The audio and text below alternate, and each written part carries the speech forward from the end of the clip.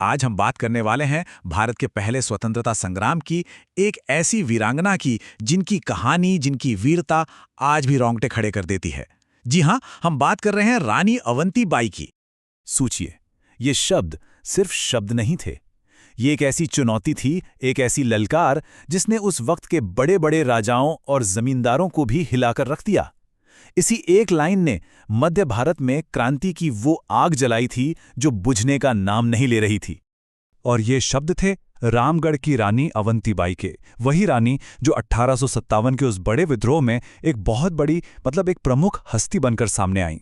तो चलिए आज उनकी पूरी कहानी को, उनके सफर को करीब से जानते हैं। तो सवाल ये उठता है कि आखिर कौन थी रानी अवंतीबाई? कैसे एक रियासत की कुलवधू पूरे के पूरे इलाके के विद्रोह का चेहरा बन गई? इस सवाल का जवाब जानने के लिए हमें थोड़ा पीछे जाना होगा उनके शुरुआती जीवन में।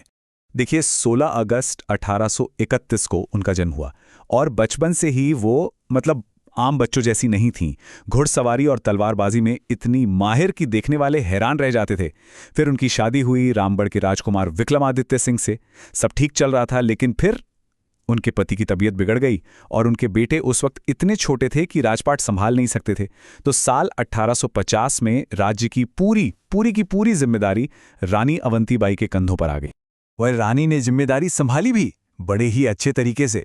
उन्होंने बहुत कुशलता से राजकाज को चलाना शुरू किया। पर उनके राज्य पर, और सिर्फ उनके ही नहीं, कई राज्यों पर एक बहुत बड़ा खतरा मंडरा रहा था। और ये खतरा था ब्रिटिश साम्राज्य और उनकी विस्तार करने की नीतियां। उस वक्त के गवर्नर जनरल लॉर्ड डलहौजी एक बहुत ही कुटिल नीति लेकर आए थे, हड़प नीति, जिसे डॉक्ट्रिन ऑफ लैप्स भी कहते हैं। अब ये थी क्या? ये एक तरह का बहाना था। अंग्रेज बस ये कह देते थे कि भाई यहाँ का शासक अक्षम है या फिर उसका कोई सीधा वारिस नहीं है, और बस इसी बहाने से पूरे के पूरे राज्य को अपने कब्जे में कर लेते थे। और ठीक यही हुआ रामगढ़ के साथ। अंग्रेजों ने इसी हड़प नीति का इस्तेमाल किया। उन्होंने राजा विक्रमादित्य को अस्वस्थ घोषित कर दिया और देखते ही देखते पूरी रामगढ़ रियासत पर कब्जा कर लिया। रानी को सोचिए, एक रानी को सिर्फ एक छोटी सी पेंशन देकर किनारे कर दिया गया।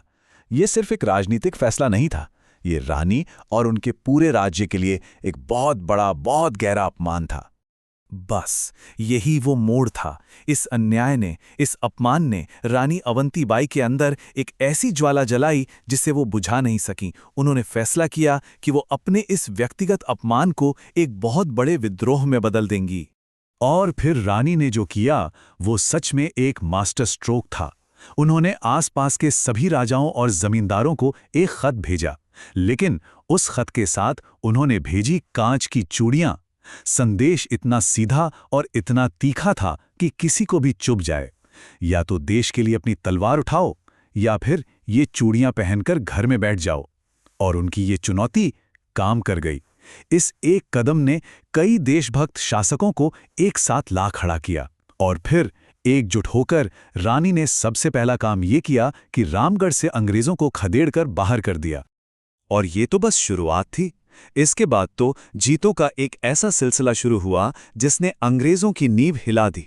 रानी ने एक के बाद एक घुघरी से ब्रिटिश सेना को भगाया, रामनगर के पूरे इलाके को आज़ाद कराया, बिछिया में जीत का परचम लहराया, और मंडला में तो उन्होंने ब्रिटिश सेना को ऐसी करारी शिकस्त दी कि वो पूरे मध्य भारत में क्रांति का सबसे बड़ा चेहरा बन गई। अब जाहिर सी बात है, रानी की इस बढ़ती हुई ताकत को देखकर अंग्रेज बौखला गए। उन्होंने बदला लेने के लिए एक बहुत बड़ी, पहले से कहीं ज्यादा संगठित सेना भेजी। अब रानी का सामना एक बहुत बड़ी चुनौती से था, और दोनों सेनाओं में जमीन आसमान का फर्क था। एक तरफ कमांडर वेडिंगटन के नेतृत्व में अंग्रेजों की बड़ी सेना, जिनके पास बेहतर हथियार थे, तोपें थे, और दूसरी तरफ रानी के वफादार सैनिक, जो संख्या में भी कम थे और जिनके पास पारंपरिक हथियार थे। रानी बहुत ही चतुर रणनीतिकार थीं। उन्होंने स्थिति को तुरंत भांप लिया और अपनी सेना के साथ देवहारगढ़ की पहाड़ियों की तरफ चली गईं। लेकिन देवहारगढ़ की पहाड़ियों में अंग्रेजों ने उन्हें चारों तरफ से घेर लिया और उन्हें एक संदेश भेजा, आत्मसमर्पण कर दो। पर रानी का जवाब उनके इरादों की तरह ही फौलादी था। उन्होंने साफ कह दिया कि मैं युद्ध भूमि में लड़ते लड़ते अपनी जान दे दूंगी, लेकिन अंग्रेजों के आगे सिर नहीं झुकाऊंगी। और इसके बाद जो हुआ वो इतिहास के पन्नों में साहस, सम्मान और बलिदान की एक अमर कहानी बन गया।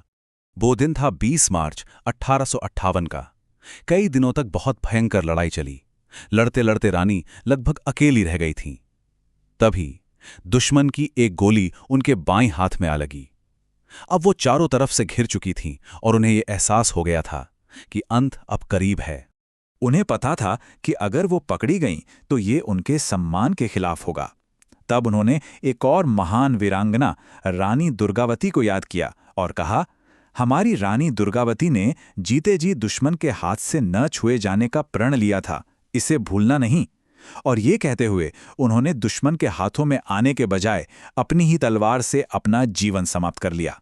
लेकिन सोचिए, अपनी आखिरी सांसों में भी वो अपनी प्रजा के बारे में सोच रही थीं। उन्होंने पास खड़े अंग्रेज अफसर से कहा, इस विद्रोह के लिए सिर्फ मैं जिम्मेदार हूं, मेरी प्रजा पूरी तरह से निर्दोष है, उन्हें कोई तकलीफ मत देना।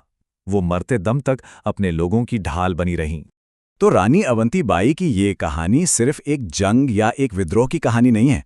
ये कहानी है लीडरशिप की, आत्मसम्मान की और अपनी मिट्टी के लिए सब कुछ कुर्बान कर देने की। उनका ये बलिदान अपने पीछे एक बहुत बड़ा सवाल छोड़ जाता है, जो आज भी उतना ही जरूरी है कि एक रानी का ये बलिदान हमें नेतृत्व और आज़ादी की असली कीमत के बारे में आखिर क्या सिखाता है।